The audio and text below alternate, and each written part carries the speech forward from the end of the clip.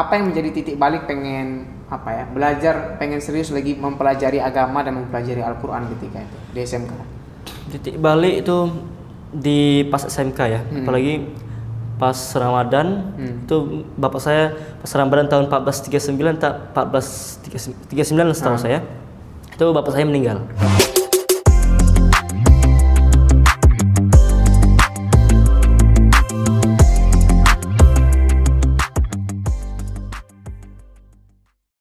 Bismillah, Assalamualaikum warahmatullahi wabarakatuh. Alhamdulillah kita bisa ketemu lagi. Dan kali ini aku lagi sama seseorang yang aku juga bingung sih mau nyebutnya apa.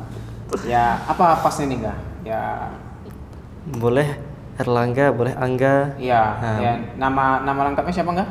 Erlangga Dwiata. Oke. Ya. Ya biasa kami manggilnya Angga sih ya. Ya.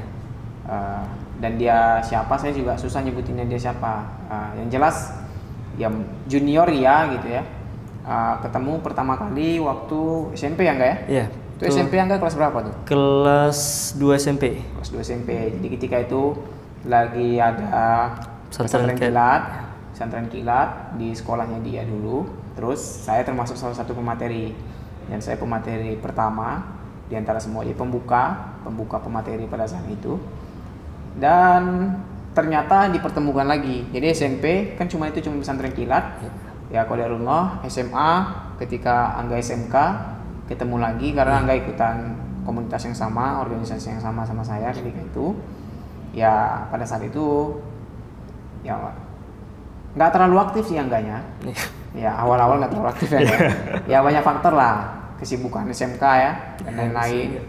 Dan tapi ya komunikasi cukup jalan dan sampai sekarang dia lulus SMK, alhamdulillah. Dan kita pengen ulik-ulik karena banyak hal yang menurut aku spesial di dia dan juga banyaklah kita ambil pembelajaran. Nah, sekarang Angga ini alhamdulillah udah selesai 30 juz. Alhamdulillah. Dan ya kalau misalnya ada yang nonton videonya di channel ini, 2 kali saya upload itu video dia lagi setoran Al-Quran ke saya, dan ya kalian bisa nilai sendirilah gitu. Alhamdulillah. Dan dalam yang kerennya itu cuma setahun.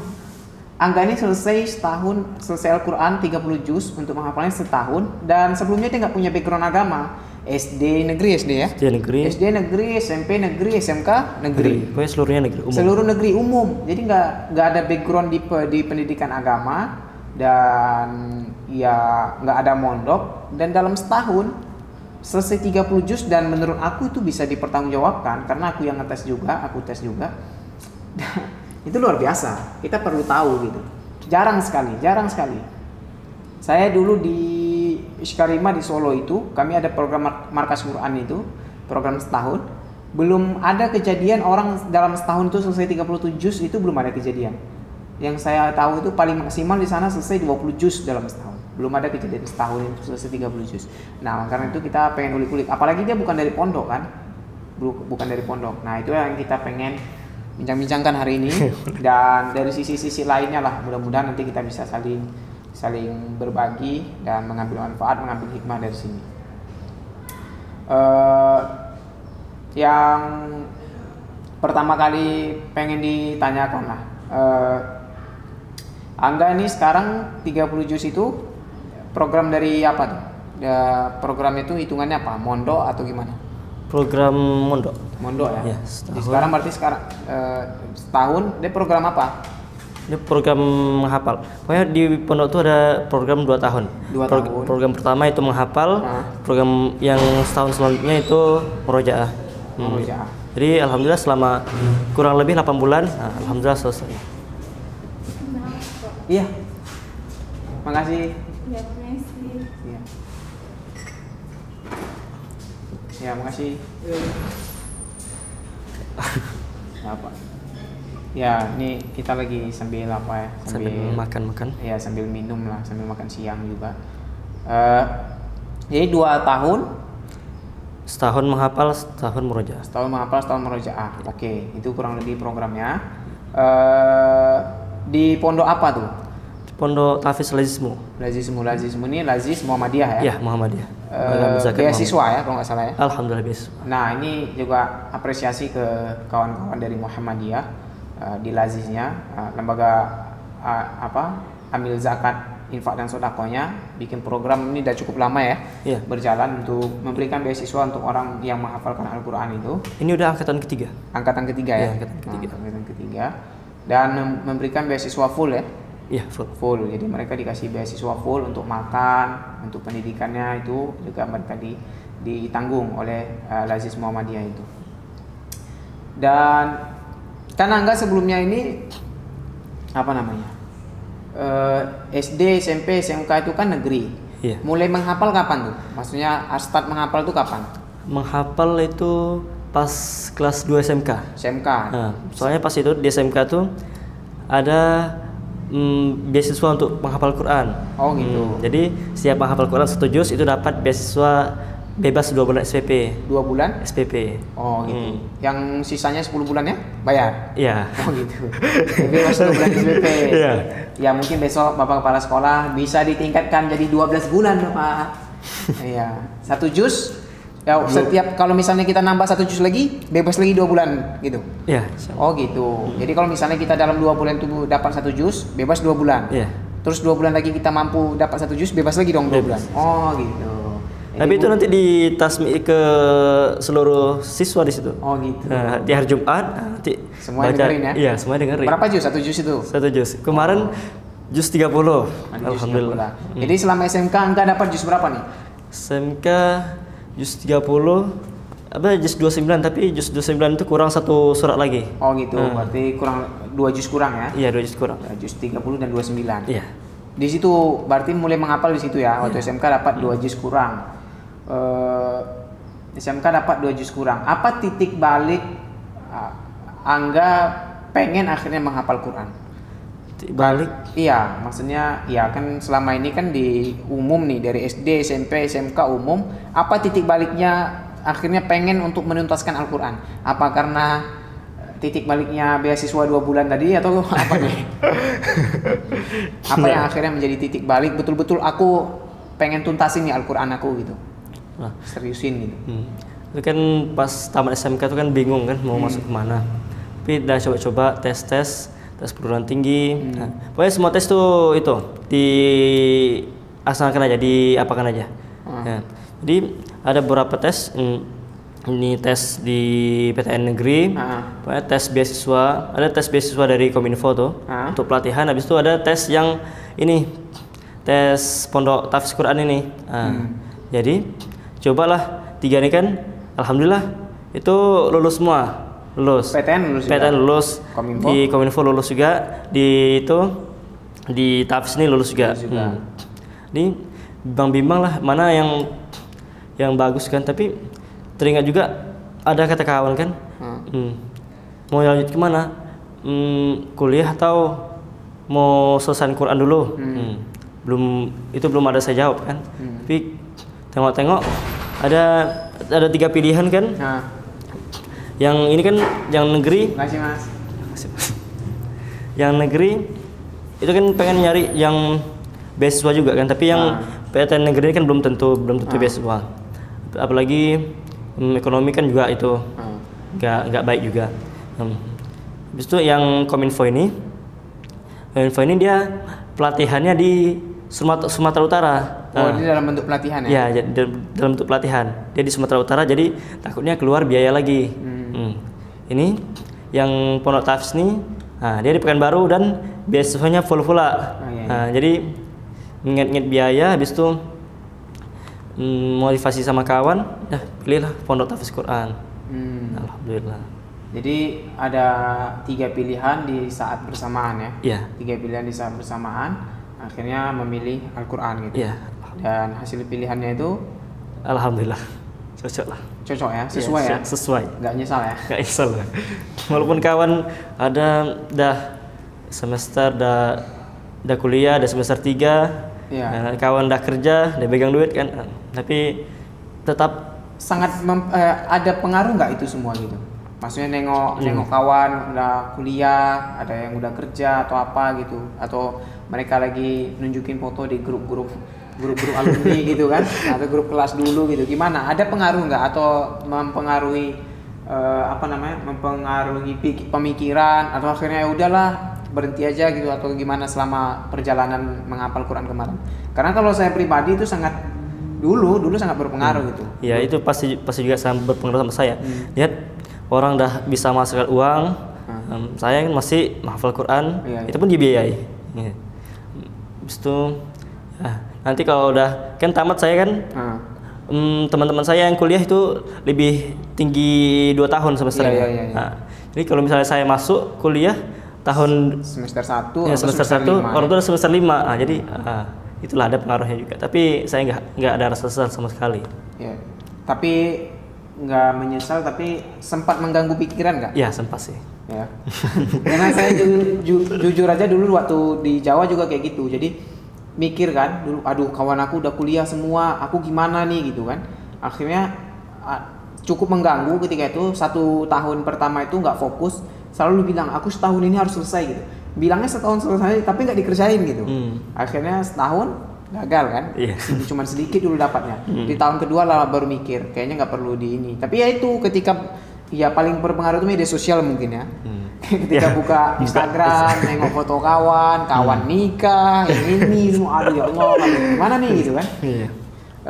Akhirnya cukup kalau saya pribadi dulu cukup mengganggu lah, mengganggu pikiran, mengganggu fokus. Akhirnya bingung mau prioritaskan apa. Dulu yang paling salah itu apa? Mungkin Angga itu yang paling utama itu mungkin akhirnya berhasil memprioritaskan diri. Kayaknya prioritas aku ini memang aku pengen Quran gitu ya. Sedangkan saya dulu gagal di prioritas. Maksudnya bingung mau memprioritaskan apa. Semua pengen dikerjain, akhirnya satu pun nggak ada yang selesai gitu. Banyak pilihan ya? Iya, maksudnya ya kuliahnya juga jadi nggak jadi, Qurannya juga jadi nggak selesai ketika itu. Itu dia. Maka di tahun kedua dulu tuh pengen fokus gitu, pengen serius kan. Di situ mungkin sangat berbeda, yang terasa berbeda sekali. Dan apa juga yang menjadi dulu kan SMK juga menghafal, SMP juga swasta, SMP negeri, SMK negeri juga, negerinya juga umum ya. Apa yang menjadi titik balik pengen belajar, pengen serius lagi mempelajari agama dan mempelajari Al-Quran ketika itu di SMK? Titik balik itu di pas SMK ya, apalagi pas Ramadan. Itu bapak saya pas Ramadan tahun 1439 setahu saya, itu bapak saya meninggal. Kelas berapa SMK tuh? Kelas 2 atau kelas 3? Kelas 2 ya? Kelas 2 mungkin setahu saya. 2000 berapa yang meninggal dulu? Berapa ya, 2 tahun yang lalu tah? 2018 kalau nggak salah ya? 2018 ya. Iya kalau nggak salah. Jadi ingat itu Ramadan tuh kan? Ramadan. Ramadan, dan itu di hari Jumat juga. Hari Jumat, alhamdulillah. Insyaallah husnul khotimah. Ya.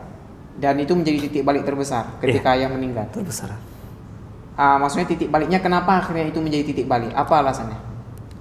Ya ingat kan jadi ada dorongan batin yang kuat ya. Pas bapak meninggal.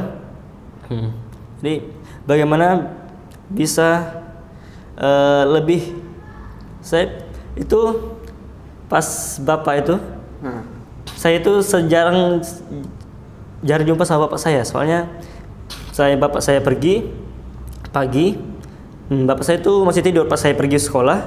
Bapak saya masih tidur, pas saya tidur bapak saya baru pulang. Jadi bapak dulu kerja apa? Kerja jualan. Dari pagi sampai malam. So, udah bapak meninggal, timbul penyesalan yang luar biasa. Gimana bisa seorang anak ini bisa lebih bermanfaat untuk orang tuanya? Itu bapak ya? Iya. Itu bapak dan ibu lah terutama. Dan sekarang tinggal ibu ya? Iya. Ya. Akhirnya itu menjadi titik balik terbesar ketika itu. Iya. Untuk lebih pengen belajar agama ya, dan supaya bisa bermanfaat ya. Paling keutamaan untuk menghafal Quran kan banyak untuk orang tua juga, untuk diri sendiri dan untuk seluruh teman-teman juga, untuk semua ya. Salah satunya bisa memberikan mahkota kepada orang tua dan lain-lain lah, insyaallah. Iya.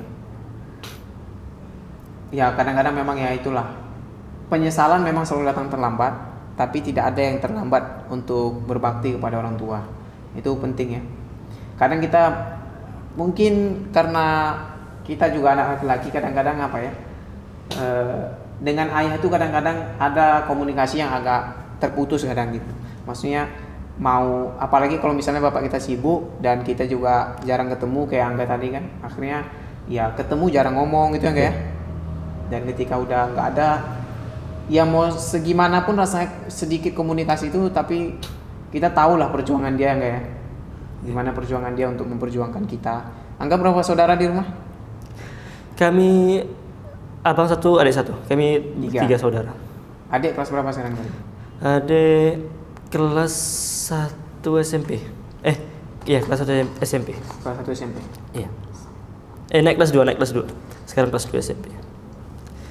Kalau abang semester akhir akuntansi di Umri Muhammadiyah. Alhamdulillah. Dan itu menjadi titik balik terbesar untuk pengen belajar agama, pengen menghafalkan Quran agar bisa bermanfaat. Karena gimana ya? Kalau misalnya kita kejar dunia, belum tentu dunia itu bermanfaat untuk orang tua, terutama orang tua kita yang udah nggak ada. Apa manfaatnya untuk orang tua kita nggak ada dengan banyaknya harta kita? Kecuali kita infakkan lalu kita niatkan untuk orang tua kita gitu kan. Tapi yang paling jelas itu kan ketika kita menghafalkan Al-Quran, ya setiap hari-hari kita itu mudah-mudahan mengalir pahalanya ke beliau gitu. Masya Allah. Ke ayah yang udah ada dan ke ibu juga kan. Walaupun kita kejar dunia, akhirat itu nggak akan ikut. Ya. Walaupun kita kejar akhirat, pasti dunia itu ikut aja nanti, insya Allah. Ya. Dan salah satu pesan guru saya dulu nih Kak, mudah-mudahan juga bermanfaat untuk Angga. Salah satu pesan guru saya dulu tentang masalah Quran ini, selain soal masalah apa, yang pertama adalah orang yang hidup bersama Al-Quran, dimanapun dia akan dicampakkan, dimanapun dia akan dibuang, tanpa ada materi dunia, dia akan tetap hidup karena Allah yang menjaganya gitu. Nah itu dia, karena kan para penghafal Al-Quran dan ahli Quran itu kan disebutkan sebagai ahlullah gitu, kan? Keluarganya Allah gitu. Maka dimanapun kita akan dibuang, kita akan hidup gitu, karena Allah yang akan mengurus kita gitu. Nah itu makanya mungkin Angga mungkin akan akan banyak kegalauan gitu ketika bingung mau kuliah apa kerja, mau ini atau gimana selesai nanti program ini. Yakinlah Allah yang akan menjaga gitu, dan Allah yang akan mengurusinya gitu, selama Al-Qurannya nggak ditinggalin. Nah itu yang penting nih. Dan saya sudah merasakan apa yang disebutkan guru saya dulu gitu. Karena saya ini nggak tahu siapa yang mengurus saya gitu. Karena saya tinggal sendiri kan, tinggal sendiri, menghidupi diri sendiri, ngekos juga, nggak ada yang masakin, nggak apa, tapi alhamdulillah Allah jaga gitu, tanpa ada kekurangan segala sesuatunya. Itu adalah suatu yang harus kita. Maka hal yang penting itu, kalau apapun kita nanti pengen selesai ini, tapi ingatlah, tetap dia utamakan Quran, jangan tinggalkan. Maka insya Allah akan jaga. Apa yang akan pengen Angga lanjutkan setelah ini? Apa yang akan Angga kerjakan setelah ini? Kan udah selesai Quran dan insya Allah nanti juga selesai programnya. Apa yang akan Angga lakukan setelah ini? Keinginan. Yang pasti kan pas selesai 2 tahun ini ya. Udah selesai program ini insya Allah. Selesai program, insya Allah itu pengen lanjut kuliah. Pokoknya kuliah yang dimana universitas itu mengadakan beasiswa Al-Quran, beasiswa tafsir Quran. Tapi nanti dites aja semuanya. Tapi juga ada keinginan untuk keluar negeri juga, kuliah ke luar negeri. Spesifiknya kemana? Spesifiknya ke tengok beasiswa luar negeri yang menarik hati itu ke Turki. Ke Turki? Iya. Insya Allah.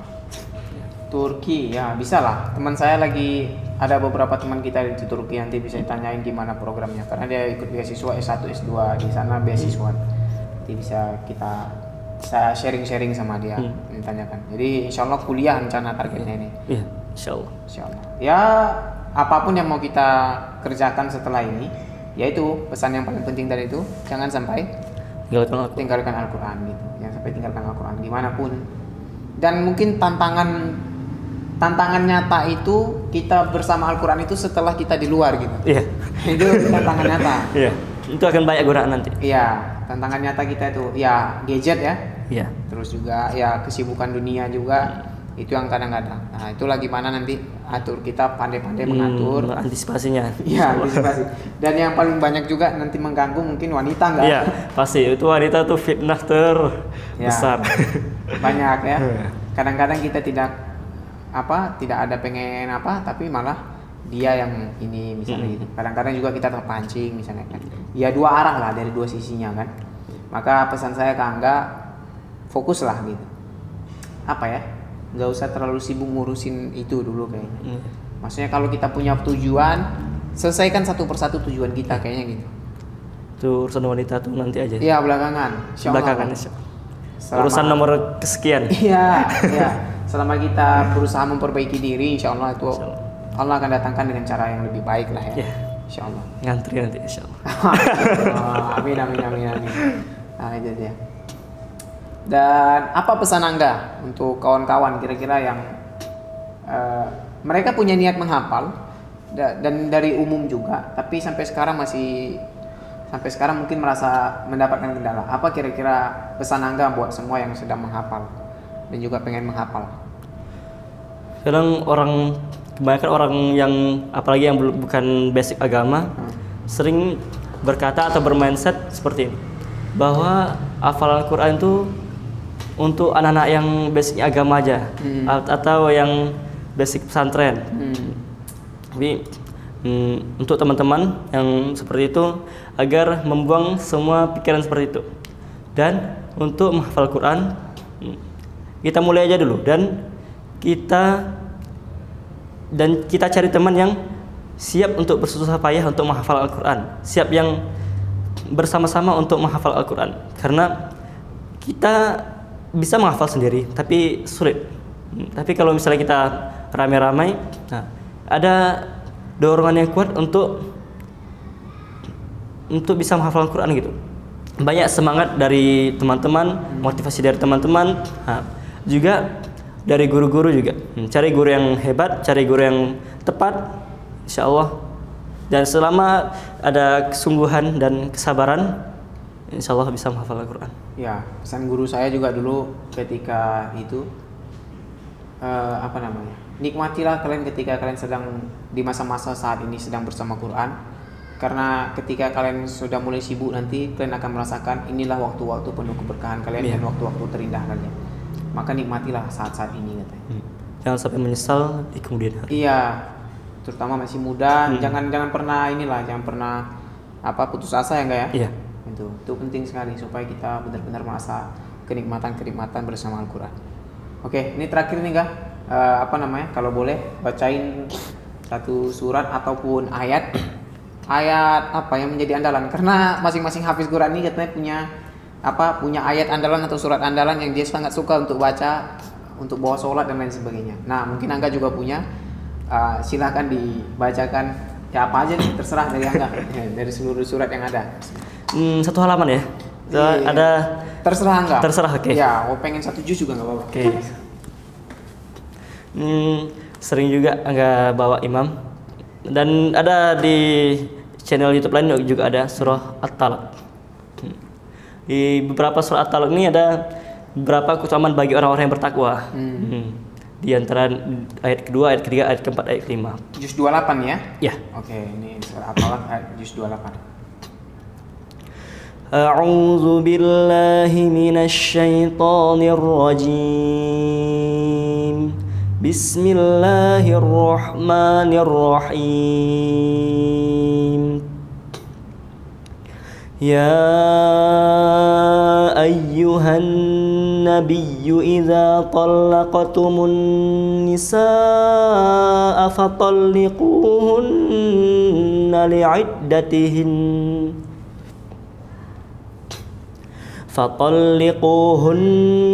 li'iddatihinna wa ahsul 'iddah wattaqullaha rabbakum la tukhrijuhunna min buyutihinna wa la yakhrujna illa an ya'tina bifahishatin mubayyinah wa tilka hududullah wa man yata'adda hududallahi faqad zalama nafsah la tadri la'allallaha yuhdisu ba'da zalika amra fa idza balagna ajalahunna fa amsikuhunna bima'rufin aw fariquhunna bima'ruf wa ashhidu zawai 'adlin minkum wa aqimush syahadata lillah dzalikum yu'adzu bihi man kana yu'minu billahi wal yawmil akhir wa man yattaqillaha yaj'al lahu makhraja wa yarzuquhu min haitsu la yahtasib wa man yatawakkal 'ala Allahi fahuwa hasbuh innallaha balighu amrih qad ja'alallahu likulli syai'in qadra wallai ya'isna minal mahidhi min nisaikum in irtabtum fa'iddatuhunna salasatu ashhurin wallai lam yahid wa ulatul ahmali ajaluhunna an yad'na hamlahun wa man yattaqillaha yaj'al lahu min amrihi yusra dzalika amrullahi anzalahu ilaikum wa man yattaqillaha yukaffir anhu sayyi'atihi wa yu'zim lahu ajra sadaqallahul azim. Insyaallah ya, mudah-mudahan kita mendapatkan keberkahan ya, dari bacaan tadi ya, mudah-mudahan amin ya rabbal alamin. Ya mudah-mudahan semuanya bisa mendapatkan hikmah daripada bincang-bincang kita hari ini, dan mudah-mudahan kita bisa ketemu lagi di lain kesempatan. Jika kamu merasa konten ini bermanfaat, silahkan subscribe channel ini dan share ke teman-teman kamu, dan kalian boleh komen-komen di bawah kira-kira mungkin kalau kalian misalnya punya pertanyaan ataupun pembahasan apa yang akan kita bahaskan di berikutnya, silahkan komen di bawah. Mudah-mudahan bermanfaat. Assalamualaikum warahmatullahi wabarakatuh.